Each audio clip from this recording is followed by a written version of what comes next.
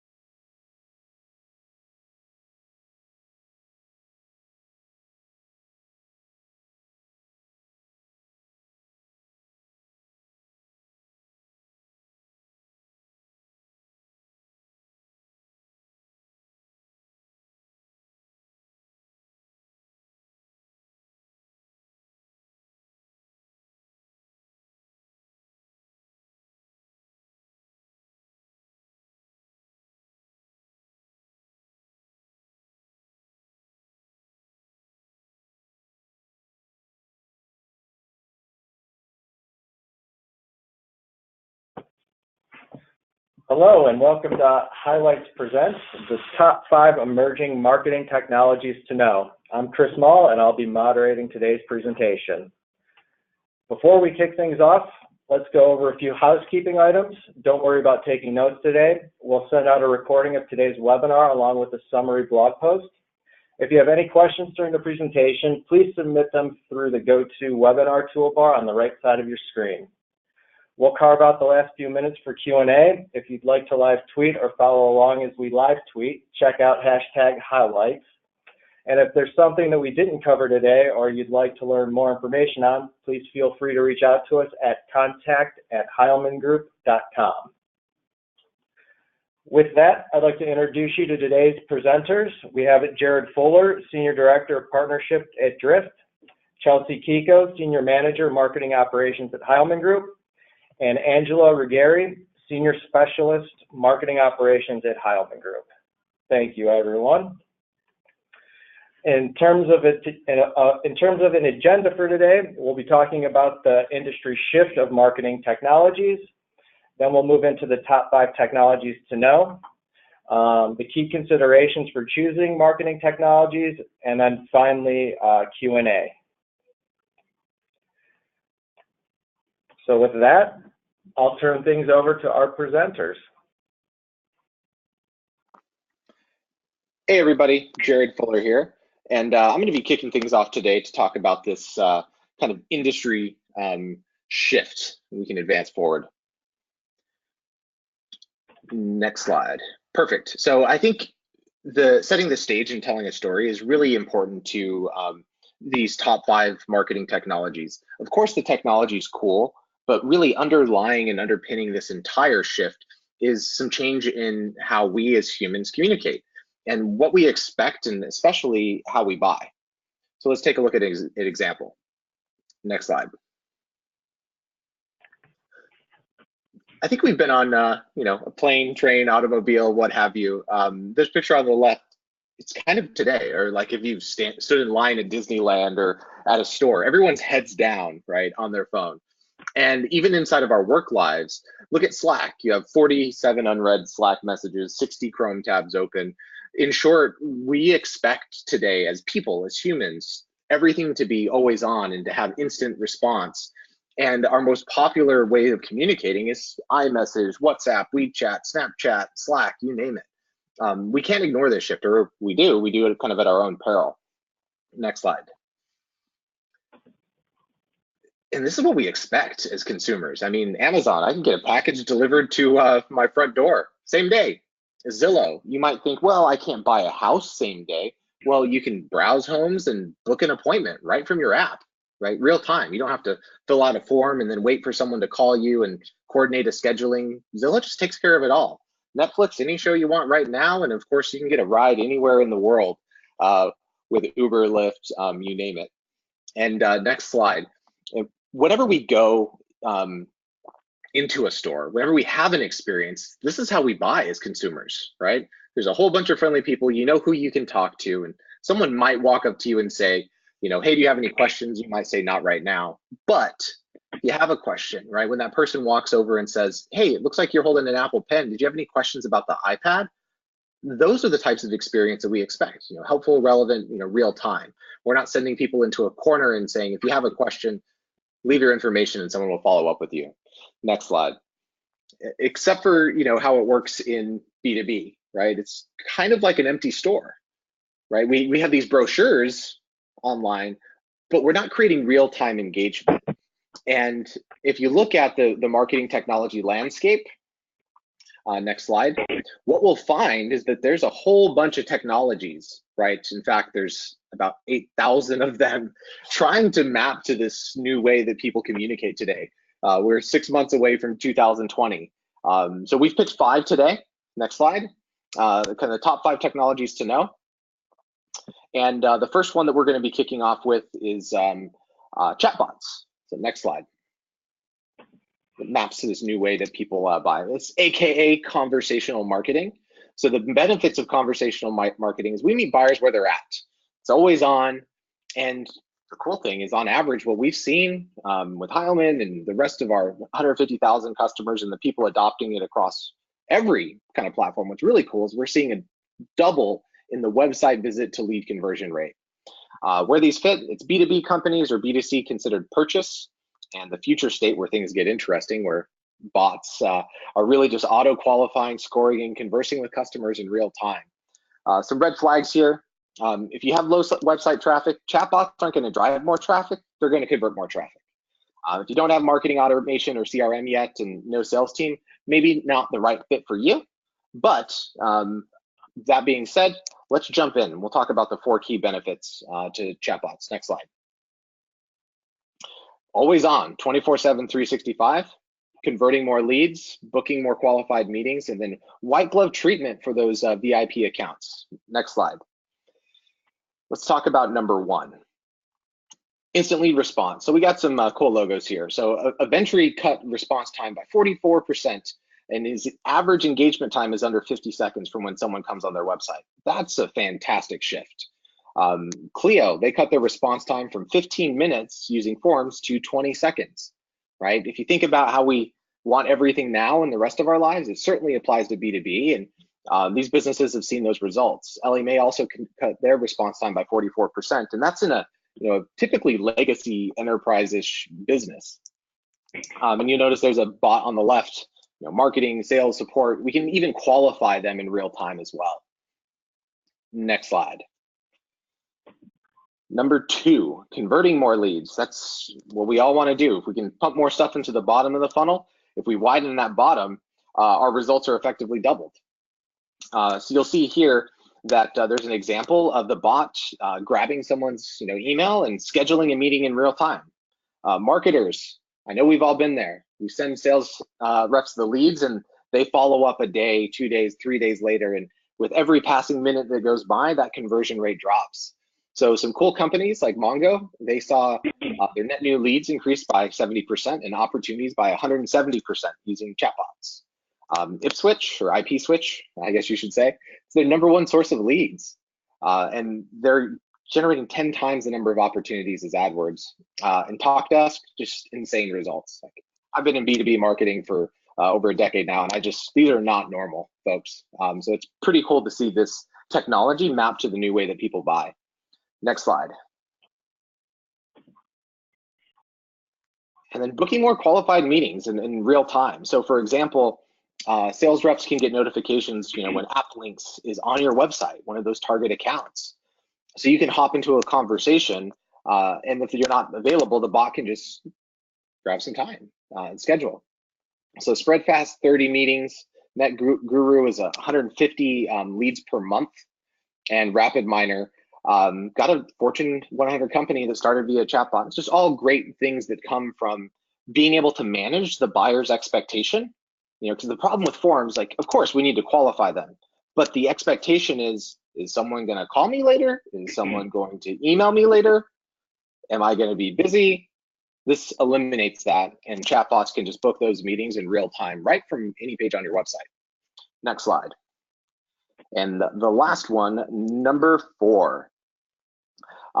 white glove treatment for strategic accounts. We all know this, not all leads are created equal for those folks that have sat on both the sales and the marketing side of the house. Notice how we'll use an example company here, AppLinks. Let's assume for a second that Emily is the account executive that owns AppLinks account in Salesforce. She can be the bot or the person that pops up on the website because she's had context and conversations with AppLinks before. They're still not a customer yet, but she's the one that's popping up. So it's just a more relevant experience. You're seeing Emily, you can get back in touch with her. And if Emily's not there to pick up, you can just go ahead and schedule the meeting to continue that conversation with AppLinks. So again, some of these logos where people are using account-based marketing, and I like to call chatbots like the best kept secret in ABM right now, because you can welcome companies by their name and turn that brochure that's a one-size-fits-all brochure for everyone that visits your website into a personalized engagement. So next slide. Of course, if you're using marketing automation, what you can do too is, the people that are already in your nurture campaigns, you already know them. You already have their contact information. So we can greet them by name, and there's no need to make them fill out a form again. All we want to do is connect them with sales. So your chatbots can connect up to your marketing automation, your CRM, and greet people on your website based on what we already know about them, instead of just giving them the same experience you'd give to an anonymous visitor. Next slide. Yeah, and just to insert a little bit there, Jared, real quick, this is Chelsea on the Heilman side. We actually implemented Drift as well. I love this slide. We implemented Drift here on our side, and we actually have it integrated with our lead lifecycle and our lead scoring approach. So it's really nice that we have it, you can workflow it into all the similar strategies you already have in your platform, and then you can keep that same sales process, just it's a different way that a lead enters your system. So just to kind of chime in on that slide that you just presented. 100%. We see people doing that all the time. Is you can mark certain people as being unqualified or support, or lead score them based on their conversation in Drift and create those inside of your existing systems. Mm-hmm. Next slide. There we go. And then what we use is the conversational framework. It's a pretty straightforward, kind of like where, who, how. So where do we want to start the conversation? Obviously, a conversation on a case study page versus a pricing page would be very different. And then who's visiting that page? Is this an anonymous person, right? Or are they returning? So if this is the second time they're back on the pricing page, hey, noticed you checking out the pricing page again.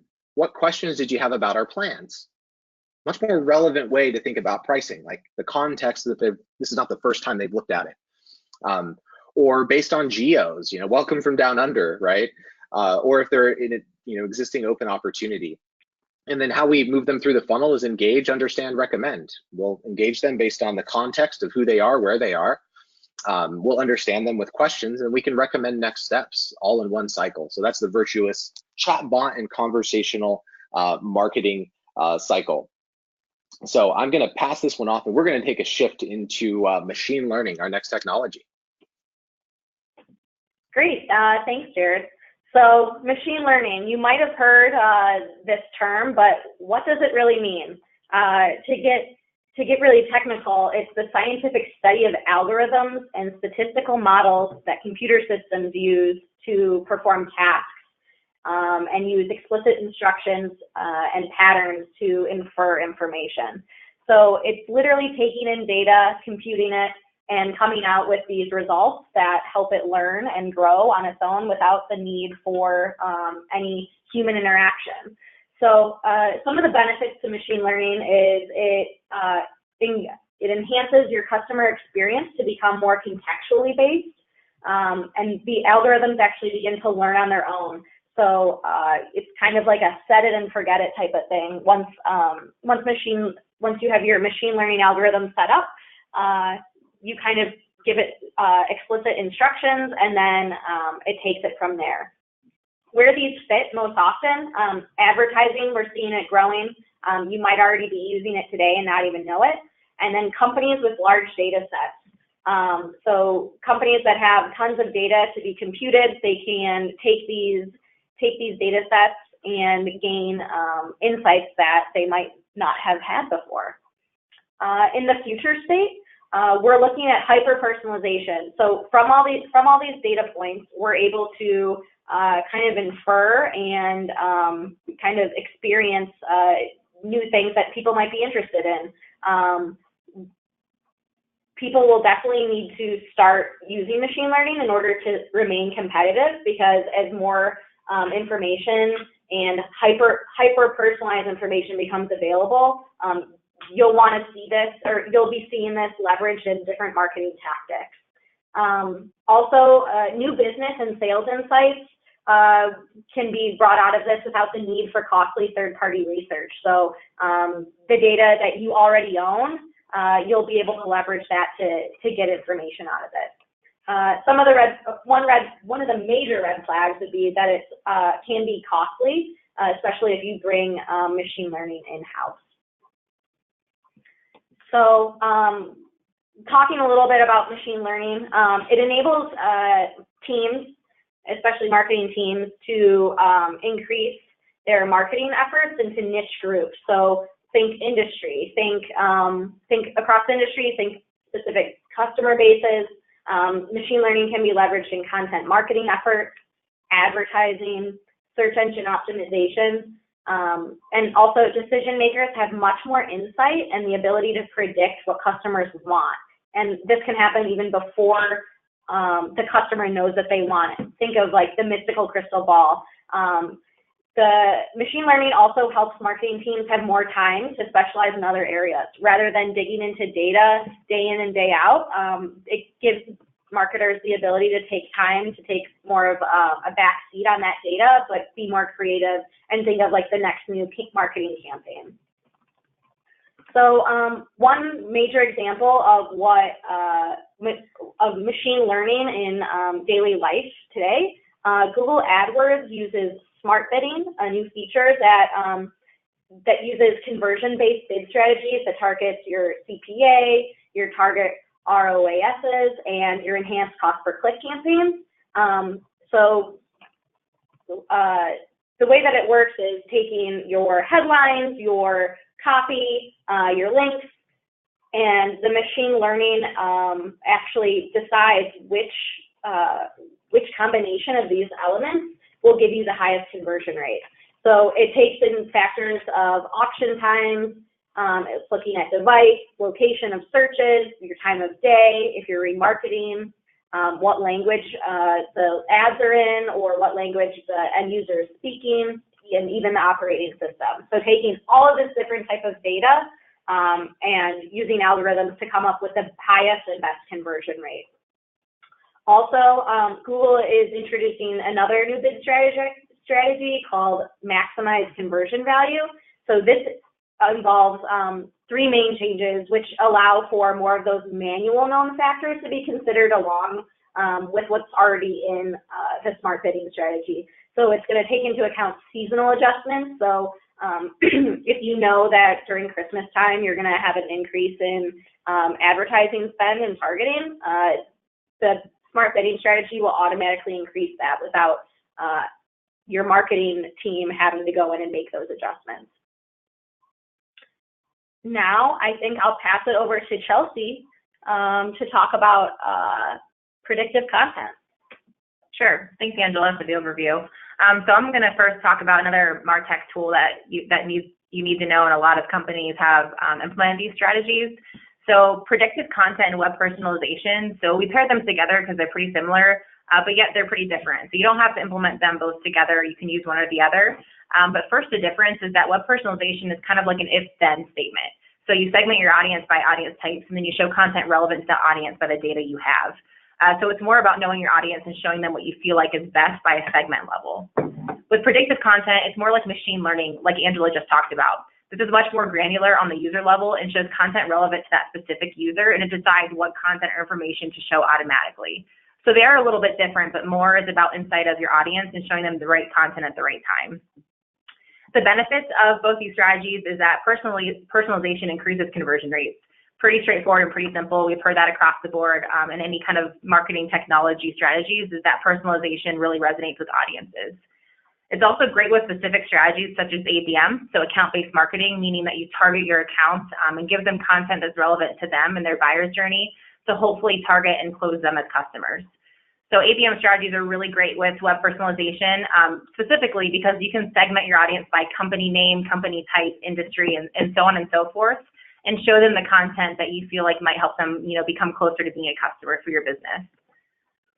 Again, so where these fit, we talked about ABM strategies. Next level, the maturity curve of marketing. So when I say the maturity curve of marketing, a lot of times people just want to hit the ground running with something innovative like web personalization or predictive content, but really you should have the basis of your marketing automation tools and CRM tools in line before you, try to run with something innovative like this. So a lot of times you want the reactive and the proactive information of marketing automation in general to be implemented in whatever instance you have. And then you can start to be innovative with strategies like this. So if you're trying to become more innovative, you feel like you've really set the ground work of your instance now, it's nice to maybe try something new or, out of the box. So this would be a great strategy to start with. With web design and UX, a lot of times I've seen people with web personalization and predictive content both. You can actually help incorporate that into your web designs or, your user experience of how things are going to show up, within certain segments of your audience. For future state, I really like both these strategies for a lot of reporting reasons. So you can see what type of content performs best with different audience types or different behavioral or demographic segments as well. And then you have more insight to your audience. So you're going to be able to understand your audience more at a granular level. I always give an example that you might think a piece of content is going to resonate well with, a C-suite executive. So you're going based off of a hypothesis or an assumption. You can actually test that with web personalization, target that segment of a C-suite, show them that content and maybe a different piece as well. And then you can have more insight to see how your content performs with a targeted audience. And then lastly, you can also learn about what channels perform best. So we all like to see, that multi-touch attribution or the most data that we can on leads. You can also determine what channels are going to help you, move your leads across that buyer's funnel to be able to get them to be a closed won customer. The only red flag that I have highlighted here, just like any other MarTech tool, it can be costly. Depending on what route you want to go, it can cost more money for your team. So I really make sure that if you're doing web personalization or predictive content, that you have the data that you need on your leads to hopefully make a case for the budget for either of these tools. So again, you should have that groundwork there before you move forward. And that really highlights the second bullet as well, having the right data and the right content already in place before implementing. If you don't have a lot of content to promote, then you probably shouldn't be, trying to segment it down to an audience. You need to have a nice choice of content available before you move forward. Next slide, please. So here I have some examples. So these are the companies that are doing it great, some that we know are doing it great. So Amazon is a prime example of always being personalized in every step of the journey. For B2B and B2C customers. So, for example, recommended for you within your cart, they don't even just say products they recommend, they give the different product types. So they're really drilling down to that personal granular level. So this is from shopping trends, this is from search trends. So they take all that data and they try to predict or display to the user what they think they might be interested in buying again or exploring options that are similar to their previous purchases. Another good example is Spotify. Spotify uses a lot of personalization within their music offerings. So a lot of times they'll look at trends of what music a user's been listening to, and they'll give them a personalized daily mix. So if you've been listening to a lot of country music or a lot of rock music, they might try to throw in some similar artists within that daily mix playlist to really keep that personalized level of exploring more songs in their platform. And then lastly, on the top right there is a marketing company where they're doing recommended content to a user. So a lot of companies I see are incorporating this where you might go across the website and look at certain pieces of content. And then, on the bottom right-hand side or a pop-up, it might say you might be interested in, XYZ piece of content. So that's another popular trend I've seen in companies where you're trying to deliver and you're trying to engage that lead further with different content pieces and showing them what you think will be relevant to them, hopefully so they can continue to engage with your brand. So that's it on web personalization and predictive content. We're trying to give you quick rundowns here. So next is SMS. I always butcher this. SMS texting. So we all text, all the time, every day. But a lot of companies are starting to incorporate this now within their marketing operations strategy. So this is really just sending and receiving text messages globally with the API. So having that connected in your marketing automation platform or your CRM platform and using those within your workflow rules to keep a personalized experience. So the benefits, we have personal communication channels. So those have an open rate of 95%. So of course, it's something straight to your device, personalized to you as a user. Again, it's that personalized piece of content that's going to make you engage further and have a higher conversion rate. With third-party tools, you can build it right into a campaign flow in a platform. So whenever I say campaign flow in a platform, so for an example, if you're using a marketing automation platform and you want somebody who clicked on a certain link to receive a text with something to engage further, or maybe a survey to take. So you can actually build that within your marketing automation platform that when a user does this, send them this text or to get them to engage further. Or you can do the opposite. If somebody didn't respond to X, Y, and Z email or phone call, within that marketing automation platform, it can automatically just send a text when the user hits that certain status.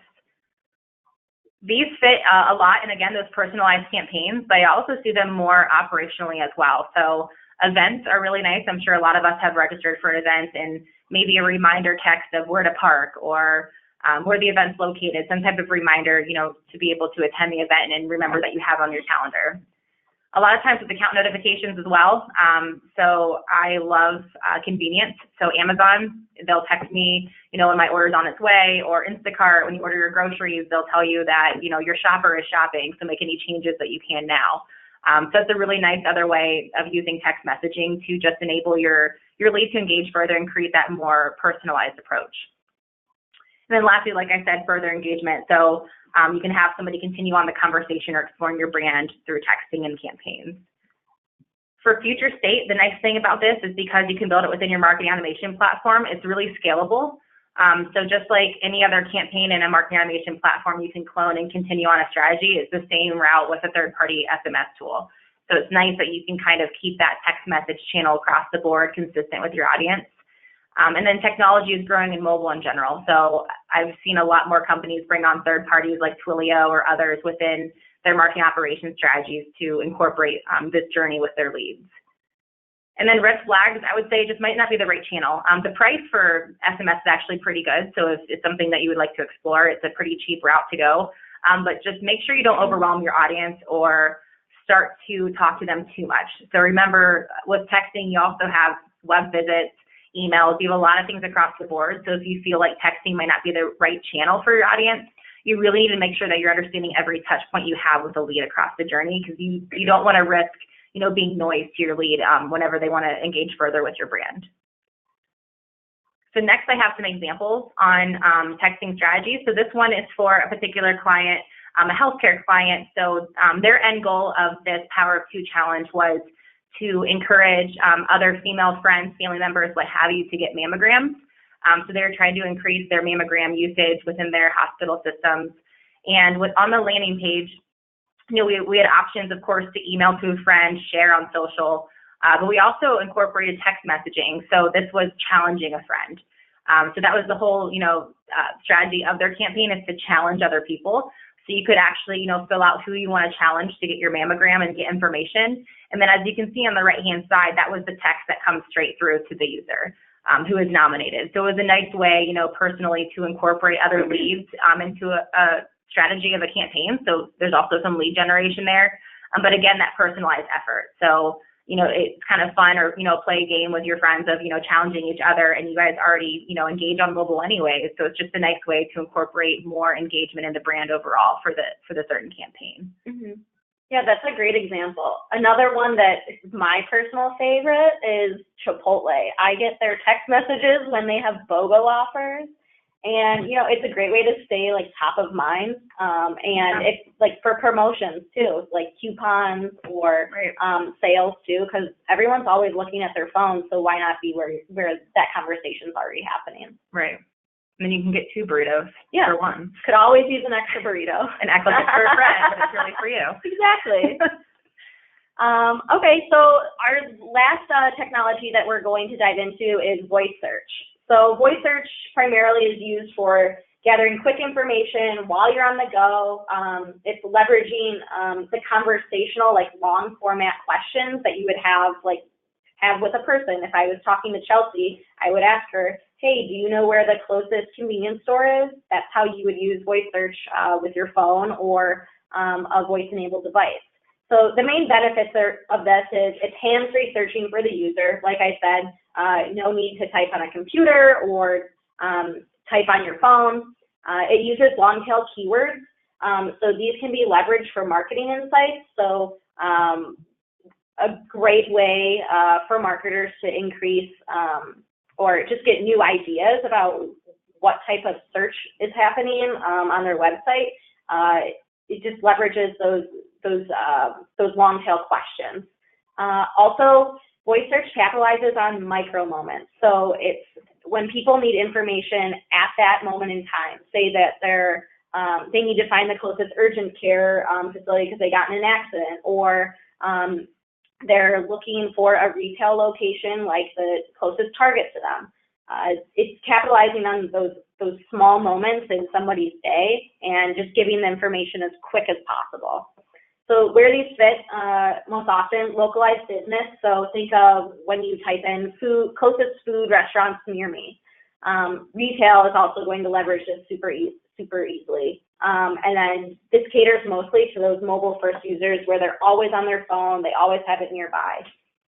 For future state, definitely leveraging that semantic language to fuel marketing insights. So going back to those long tail keywords, actually writing content that answers the questions that we're asking online.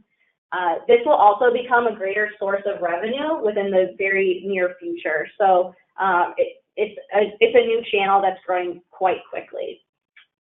A major red flag would be just being not catching on and ignoring this new channel.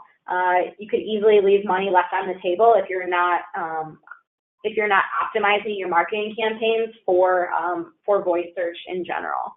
So some ways that we can talk more about voice search is you have to start thinking about being accessible where your customers are. We already talked about this. It's on their phones and in their homes and smart devices. So leveraging those question and answer formats will help to solve people's problems quickly and capitalizing on those micro moments. Voice search also emphasizes the importance of semantics. So think of like Jeopardy, where Alex Trebek always answers those questions. And then overall, machine learning plus AI, businesses are going to be able to compile and analyze even more data for actionable insights. So just thinking about like IBM Watson, who's able to have full conversations now. It's a really interesting and like growing technology. So let's go on to some examples. So I pulled out the main four that I'm sure probably 99% of our audience either own or use on a daily basis. So Amazon Alexa, Google Home, Cortana, Hey Siri. The list goes on, but it's really interesting to see how accessible these voice search devices are becoming. So it's definitely something that we just want to keep top of mind and make sure that we're optimizing and capitalizing on those micro moments. All right, thank you, Angela. Yeah, so here we have some key takeaways overall of everything that we had. So Jared, if you want to maybe get started in the first point that we have listed there, and then we can move forward with the rest of us. Absolutely. So the first question, ask yourself, are you going to jump into the questions?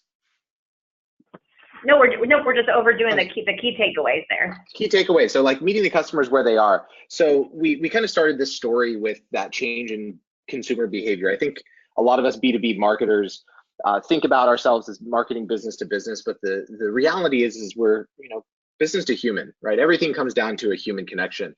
So the ultimate goal here is we want to drive a better experience that matches how we operate in the rest of our day-to-day lives. And we want to be at that, right channel, right time, right place. The reality is not everyone's thinking about us all the time. They're very rarely thinking about us. So whenever we happen to drive awareness to our website, we pat ourselves on the back, We want to ensure that we engage them the way that they're being engaged in, 6 months away from 2020. I'll kick it back over to you on budget. Yeah, sure. So as far as budget goes, so you just want to make sure, we talked about this a lot, I think this is overarching of all the technologies. Make sure you have your strategy and have the information you want before you commit to a tool. So I know a lot of the clients that I work with, a lot of times when they have to make a case for a certain technology, they have to have reasonings of why and why the budget would be worth it. So making sure that you're not just going after whatever tool that you've heard of, that you have a strategy in mind when you're doing this and incorporating these in your campaigns. And then next is avoid, I call it the shiny object syndrome, but kind of like, a kid in the candy store. Don't just be all excited about these different tools and you can tell people that you have a MarTech stack and you're all innovative and everything. If you don't have, the value of the tool behind it and you're not using it in the way it should be used. That's really important because I see a lot of people just get excited about, oh, I went to, a Drift happy hour and I heard about them and I think it's awesome. And then they, have the platform, maybe it's just not the right fit for them. So again, just making sure you do your research, making sure you have the right budget allocated to that to be able to make a case for why you want the tool. And then last, we wanted to talk about scalability. Can it actually work across your organization? When you're making these big investments, you want to make sure it's not just for like a one-time use case, that you can actually have it spread across your different marketing channels and departments to fuel both marketing and sales and be really a beneficial tool across your entire organization. Yeah, absolutely. So I think all these are just, we went over our presentation and thought, like, what are the top, 4 things you guys should know overall, not specific to the actual technologies. So now I think we have time for some questions. Chris, do you want to handle those? Yeah, we got a few questions here that came through. The first one, how can I get started in machine learning today? Great, I could take that one. So machine learning is growing and is accessible in a lot of different tools that we might not even know yet.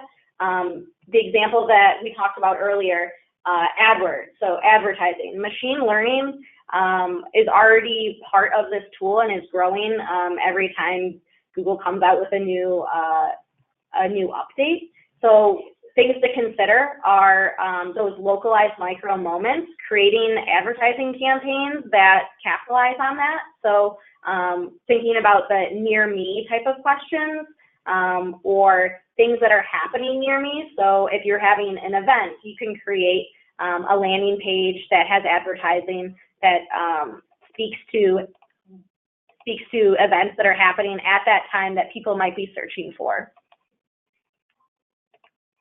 Great. The next question we have is, how should someone get started with prioritizing strategy to purchase MarTech tools? Yeah, I feel like we might all have some insights here. So, Jared or Angela, if you want to chime in, go ahead. But I think more, again, like I said, it's about making the case for where you should get started. So start to think about your audience and what you think will resonate with them and what channels they'll be at.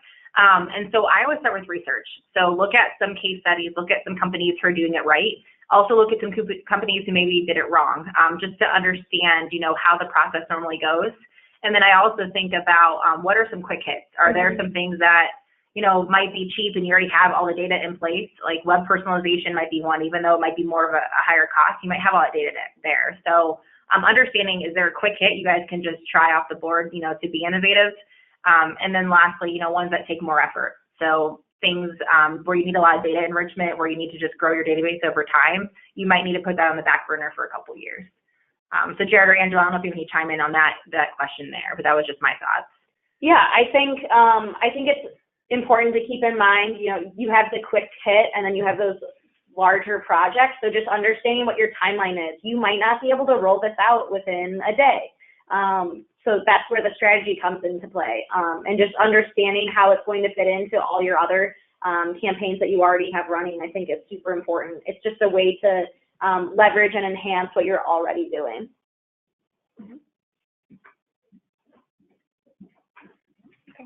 Great. The next question we have is, what tools do you see working better for B2B versus B2C?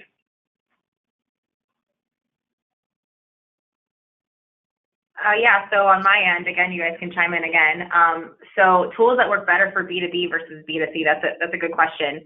I think more B2C, I do feel like it's a little bit more of that granular level. So the tools, maybe like that SMS texting that we talked about, where Angela brought up, like the Chipotle BOGO.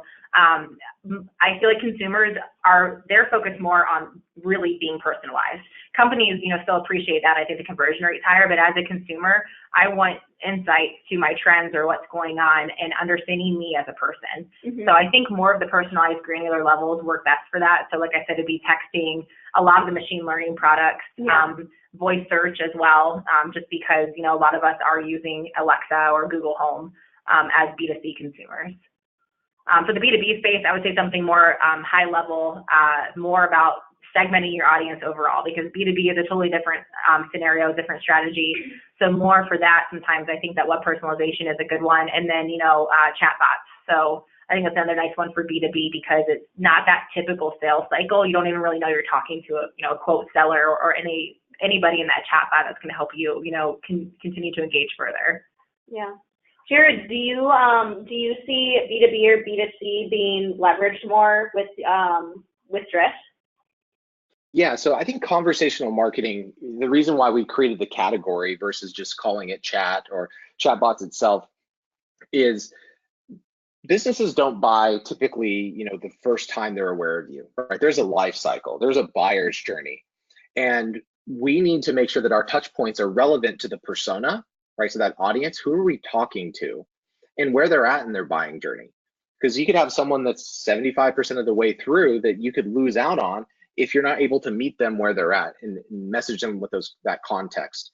So that's where we kind of built Drift and purpose built it for B2B. But we see tons of B2C companies where there's a considered purchase, right? So where there's something more complex and you might not buy it the very first time.